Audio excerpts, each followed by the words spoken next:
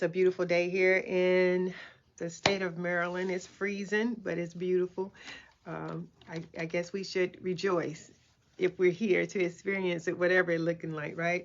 I'm coming on this morning because I was speaking to a beautiful, beautiful soul last night, and I wanted to come on and share a couple of the things and add a couple of things to it. As you guys know, I write little tiny notes to kind of keep me on track, but I don't really have an agenda of how things go. I'm just speaking from what comes to my heart. And I wanted to talk about grief and love, right? When I first thought about doing this video, the first thing that I thought about was the stages of grief. You know how they say there's 5 stages. I wrote those down: denial, anger, bargaining, depression, and acceptance, right? And I thought about that, and my thought was, everybody don't grieve the same. Nobody grieves the same way, right? Some of us may go through those stages. Some of us may go through more stages. Some of us may not go through, half of the stages there. But what it turned my mind to is love language, right? I'm gonna come back to that. So let me say this first. When it comes to grieving and it comes to losing someone physically here on this realm, no one can tell you how long it takes or how you react to that, right? I can only share my experiences, and most folks can only share their experiences, and sometimes it come across as in, dictation or whatever. But this is what I want to share. I lost my mom and my dad like 3 months, 3 months from each other. My dad passed in November. My mom passed in January. And it was hard. It was hard, right? But one of the comforting things that carried me through was knowing that things were good, right? And I know that's not the case for everybody. Everybody don't have the relationships or don't have the the people who are receptive to being open, to being honest, to having that communication during life, right? And so sometimes people leave here and we don't have that understanding. And I know that one thing that would have made the loss so much worse at that time would have been thinking that things weren't closed, right? And then as I've grown through the years, what I have learned is, and what I believe is, it's all good anyway, right? Okay, so now I'm going to talk from my belief. My belief is when we leave this physical realm, when we leave this body, we leave all of the trauma that was done to this body with this body, right? When we leave this body, when we leave this physical form, all of the misconceptions, I talk about finding your true self, right? And the inner child healing process and all the stuff that goes along with it seems so heavy, right? And it seems so heavy because it is heavy. It's because we carry in something that we don't have to carry. We choose to carry it. Hear me out now. When we go through the healing process of the inner child healing process, we go through all the things that have, we've heard that's happened to us, that we've experienced, that we've witnessed, and we hold on to it. It builds and builds and builds on us in this body. When we leave this plane, when we leave this body, all of that stuff sheds with the body, right? So when you have a loss and you're going through that grieving process, and if that's one of the concerns is things weren't finished, it wasn't closed, know that the person that has gone on has cleansed themselves of all of that crap, right? All of the stuff that we've held on to. And I believe that there is an awareness that is so much beyond our brain being able to conceive it. And they understand so much more than what we do, right? We know energy never dies, right? So the energy that is our spirit, that's in us, that is our true self, it has shed all of the mess, right? So to those who feel as if I didn't get that closure, I didn't get that, that feel good feeling before they pass, know that the person who has passed has shed all of the crap. They have an understanding that is so much greater than what we can even begin to believe, and that they are with us in our hearts, right? They're with us in our hearts. And so I was talking about the stages of grief and how some people go through and some people don't go through all the stages. What hit me this morning, this is, let me tell you how things work, right? I had this conversation last night, right? And I had a conversation before that, and we were talking about how I was talking, the conversation that I had before that was about how I talk to the trees, I talk to animals and whatever, right? You find yourself having conversations with all these different things, right? And that conversation happened before I had this late conversation about grief, and I was talking. So I'm gonna put it together. Stay with me here, right? And so this morning, as I was getting ready to come on and talk about the grieving part, the person I was having a conversation with about how you talk to different things and how different things happen out in nature, and she sent me a video, right? And I'm sitting here like, oh, amen, right? Because it's like, it took me away from where I was going to go with this conversation. So let me tell you about the video. The video was talking about how we get non-physical communication out here, right? And it's that ability to see and believe that communication is happening. First of all, I'm gonna get deeper into it. Just let me put it together, y'all. I gotta get the pieces out, because like I said, I don't be practicing. I probably should, but I don't practice what's gonna come out my mouth. I just have to let it come out and build up, right? So as I was getting ready to film, just before I get ready to come on this video, I got the video that talked about how sometimes when people leave, different things happen out in our physical, and we just don't pay attention to it. I can remember when my sister passed, right? And I was in her home where in the house that she lived in. And, I was, when our family just take little pieces of, things that they may have, something just to remind us of the person, right? And so I was standing in front of her wardrobe, right? And I know my sister loved hats, right? She loved the fancy hat because she would dress like from top to bottom, right? And I saw this one hat, and well, it was like a whole bunch of hats. And I was like, okay, it was between this red hat and it was another hat that was in the wardrobe. And I was like, and like I said, sometimes I'm weird bird, and my eyes water because it's just a little emotional. But anyway, I was standing in front of the wardrobe, and I was like, okay, Linda, with my sister's name, which one do I get? And in that moment, a red feather floated down. Right? I don't know where this red feather came from, because the hat was still inside of the wardrobe, but this red feather floated down. And I was like, okay, the red one it is, right? Listen, y'all have to excuse me on this one. Like I said, I don't come on these things prepared to do any of this stuff. It just sometimes come out. Anyway,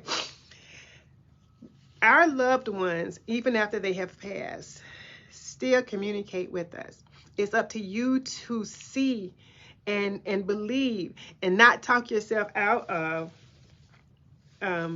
that feeling. And it's like, and the reason is because when you get it, when the signs and the symbols and the things come, you feel it. Except you talk yourself out of it because of what this world has told us about what it's supposed to be. And we miss communication sometimes. In our everyday life, it's not just about loss, right? In our everyday lives, everything here, we are all here to get, this is all of us, right? And we all work together, whether we believe it or not. We all work together, and this is probably good. Listen, I got to go where I got to go, and I hope you get something from it.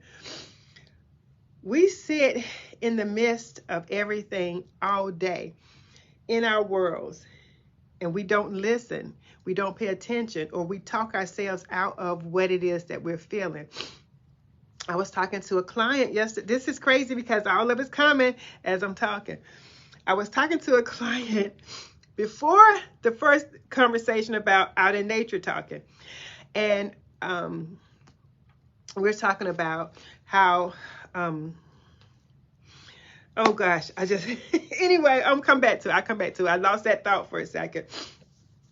But it was all kind of synchronicity, all the synchronicities kind of just, it just like laid it out to this moment, to the next moment, to the next moment, to the next moment. But we're all in this thing together. And sometimes we, inside of our world, this is where I was going. We all, when you think about the way that people operate out here, and we think about how a person is disturbing us, or how a person is doing this to us, or how we are, that is our world. That is our world. If you think about every individual, we don't really think about people in their world until we interact with them, right? But each individual have their own world that they operate in, right? And each of those worlds, each of our worlds, we get to choose how our world go. When we interact with other people's world, then we share our world, and it's kind of sharing a world. Y'all listen, it's gonna come together. Trust me on this. I believe it's gonna come together. During the pandemic, we all had masks on, right? I'm trying to explain the world part. We all had masks on, right? And when things start coming down and they start saying, okay, you don't have to wear the mask, whatever, some of us took them off, some of us kept them on. To this day, I still see some people who walk around with masks on. And about a year ago, I remember talking to my son, and we were saying, you know what? I am going to declare right now that I am above this. I am above that part, that I'm changing that part of my world, right? Where I'm not focusing on that. So it's no longer going to be able to affect me. And you guys know when we came back from our traveling, we had the flu, but we didn't have COVID, right? But what I'm getting to is this. What you focus on, right, is what you're going to bring to you in anything. What you focus on. An example that is given is when you're in a canoe and you see yourself going off of, you see this boulder or something. Your thought is, I can't hit that boulder, and you're fighting the waves to get away from that boulder. But you keep going towards it because that's what you're focusing on, regardless of what kind of emotion you have placed on it.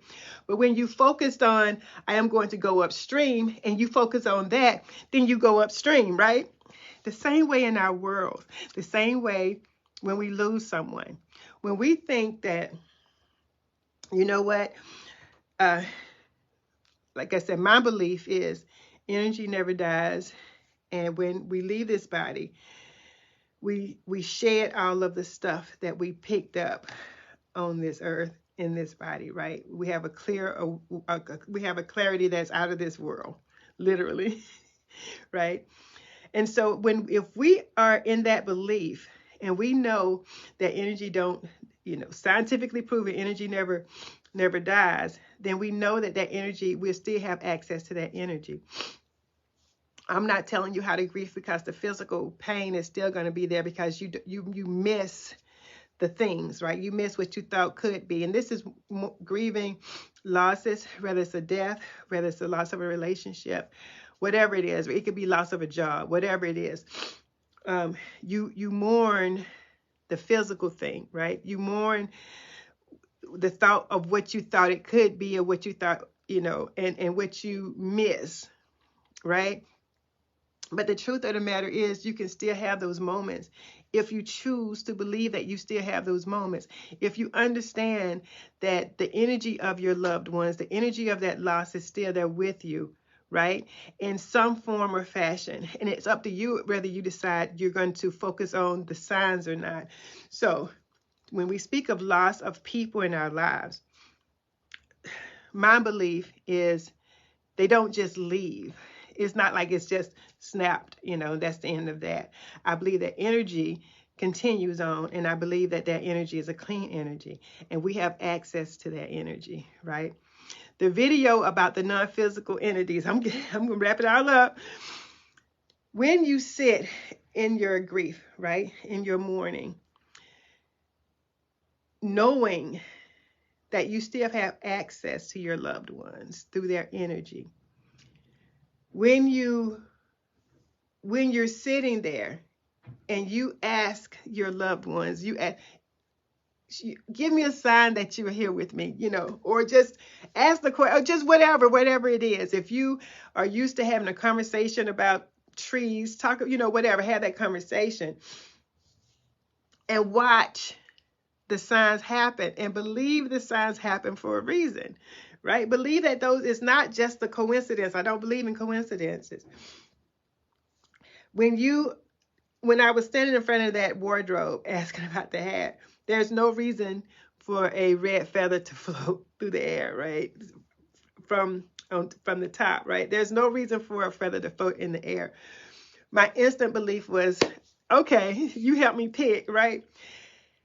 And that feeling of that belief raised the vibration. That feeling of that belief, it confirmed that she's always with me, right? As I was telling the person who was grieving, we lose the physical form because that's the form of love that we are used to. But my parents were over 700 miles away from me, and I would visit maybe once or twice a year. Now, they're always with me, right? And if I listen, if I have that faith that they are with me, I know that I can access them at any time, right? I know that they're with me. Does it make it easier to get over the physical that you're used to? It definitely made it easier for me. And you going through the process of getting through that, you definitely, your feelings are valid, and you go through the processes that you need. The reason I brought up love language is this. We talk about the stages of grief and the way that we handle grief, right? Saying that everybody don't go through all those stages.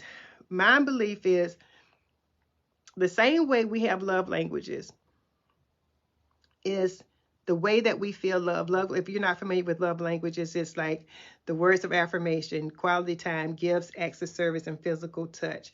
So it's how you perceive love to look to you, right? And a lot of times when we're grieving, we have a certain way of feeling better, right? So it could be somebody, always being there and, just taking care of everything for you and just, whatever. Or it can be somebody, calling, fixing you dinners and all that. It could be somebody who stay away. I know for me, the way I grieve is give me alone time, right? Give me time to process this thing. And so when someone else go through a loss, my first thought is, let me stay away from them so they can have time to grieve. The thing with that is people grieve differently. So just because I feel comfortable saying, stay away, give me time to grieve, they may need that physical touch. They may need those acts of service, right? And when they do that to me and I need the alone time, it feels like something's wrong, like I don't want that. And they may take it as she don't want me to be around them, right? But the truth of the matter is this is just the way I grieve. This is my love language. This is what love looks like to me, is to just give me that time to process it. And a lot of times when we go through grief, or we're around people who go through grief and they're not grieving, or they're not receptive to the way that we're trying to comfort them, we take it as something personal, when in reality it's just like the love languages. Just because you feel like physical touch is what will heal you, it doesn't mean that's what your spouse is going to feel, or that's what your friend is going to feel or need or whatever. They may need that time where I just need some time to process. Because what happens is when we get in the space of just being in, you have to grieve these 5 steps of grieving, or we get in the space of you have to grieve the way I grieve, then we cause extra stuff. Right? We cause an extra tension instead of allowing that person to simply be who they are. So when we going through stuff and, when people, if you know who the person is, allow them that same type of interaction when you think about love, when you think about loving them. You know, the same way when you're loving someone, when you think that if I stay up under them all the time, this is going to show them that I love them because that's what I need. But then when you do that and they reject that, you feel something personal, when in fact, you're only responding personally instead of allowing that person to be who they are. I know this is all over the place, and this was totally not the way I meant for this conversation to go, because I wanted to talk about, going through grief. I wanted to talk about how do you respond to, the different people as you go through grief, or people who are going through grief, and how do you comfort those people. And I hope I kind of I hope you kind of were able to pull something from what I said about allowing people to be who they are and keeping your personal out of the situation. Don't take it personally. Just know that this is the way that person do what they do. It is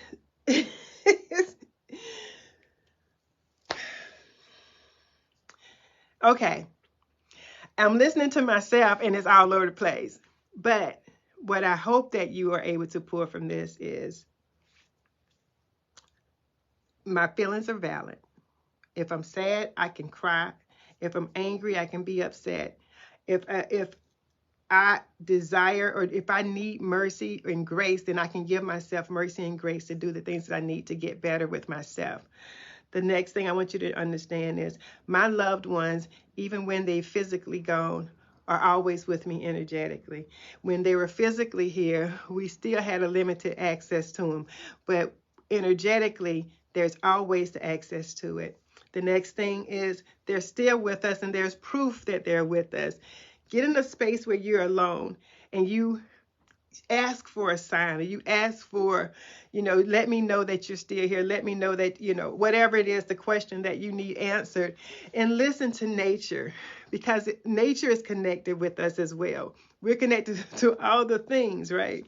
You can be the video that I got this morning when it talked about non-physical communication. You can be sitting on your front porch and asking for that sign, and a deer will walk across your yard, or a bumblebee will flutter by, or a whole bunch of, like in the video, was a whole bunch of bugs make a noise all of a sudden.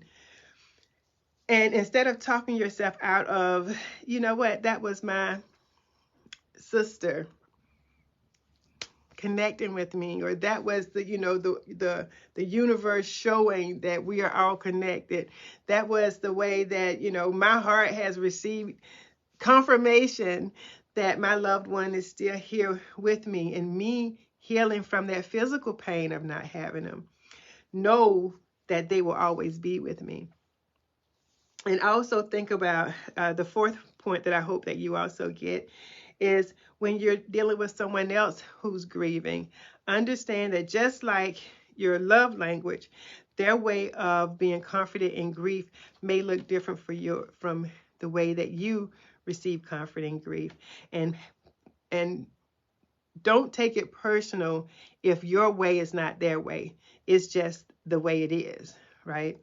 And if you want to truly show love and support them in a way where they are getting what they need. And it's just like in a relationship. You don't just want to give it your way. You want to make sure the person that you love is receiving love the way that they receive it. In the same way it goes in when it comes down to grieving. Out of all of that, I think the biggest thing that I wanted to pass over is look for signs. Ask for the signs. Ask for confirmation that you're here. Give me a sign. And I promise you, if you're open to it, if you're watching and you don't try to convince yourself otherwise, a sign will be shown. You will see something. You will hear something. You will feel something that shows that your loved ones are always connected with you, because we are all connected. It's like I always say, we're all connected. We are all connected. That ripple of energy from everything that we do affects everybody else, because in our world, this is our world. We are creating it as we go. Now, you can have a passive role in that, or you can have an aggressive role in that. But we create our world. Believe it. Believe that they're there. I believe that mine are here. Whether it's here, I believe that mine are here. And I look for confirmation of that whenever I feel that feeling of I'm missing them or whatever. I always look for that confirmation. And that is a blessing. That has been a blessing for me. I hope that helps you. Good grief. Out of all this confusion, you're probably like, what in the world is going on? What the world is this video about? I don't know what it's about, but I truly hope that whoever needs this is able to get something from it. Is able to get something from it. And as you go through your process, grant yourself mercy. Grant yourself grace. Just like you would do if it was someone that you love standing in front of you and you understanding exactly what it is that they need and you allowing them that need, right? You allowing them the space to receive that need. You do the same thing for you. You do the same thing for yourself. You do the same thing for your loved ones, okay? Whew, child. I don't know. I hope I help. I hope I help a little bit. If you made it through this. Ooh, anyway, let me get up from here before I have a full I have a full on freaking cry fest. And somebody's watching like, what in the heck is going on? But if it's for you, you already know, right? If it's for you, you already know. There is no need to even explain any further than that. I do want to say, take care of yourself. Take care of yourself and know that you are needed here, right? Know that you are needed here, right? Every heartache, every piece of pain that you've gone through adds to a lesson, adds to your growth, adds to your need of being here, right? Even if it's simply to help guide others through what it is that you've gone through, that you're going through. You are needed here. Whatever that's about. Whatever that came from, that's for you too. Anyway, y'all have a wonderful day. I'm gonna go ahead and end this video because this is the thing with not having a script. I'm just gonna put it out there for you, but that's how I operate. That's how information is passed from me to you. So I hope you got it. Okay, take care.